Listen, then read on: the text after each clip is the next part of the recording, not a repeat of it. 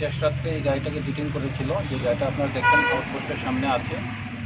এই গাড়িটার মধ্যে সিক্রেট চেম্বারের মধ্যে টোটাল 96 প্যাকেটে 822 কেজি গাঁজা পাওয়া গেছে। ড্রাইভারকে অ্যারেস্ট করা হয়েছে। তার নাম হলো লক্ষ্মীচরণ সিনহা, বাড়ি দামছড়া। গাড়িটা ওয়েস্ট বেঙ্গলের, যা আমরা কাগজপত্র পেয়েছি সেই অনুযায়ী। ড্রাইভারকে অ্যারেস্ট করা হয়েছে, মালগুলি সিজ করা হয়েছে, একটা এনডিপিএস কেস নেওয়া হয়েছে। এটা কোথা থেকে আসছিল স্যার? এটা আগরতলার দিকের দিকে আসছিল। স্যার এটার বাজার মূল্য রেট কত হবে এটা? বাজারে বিক্রি হয় না, তবে কালো বাজারে যে মূল্য আছে সেটা হলো প্রায় 1,23,00,000 টাকা।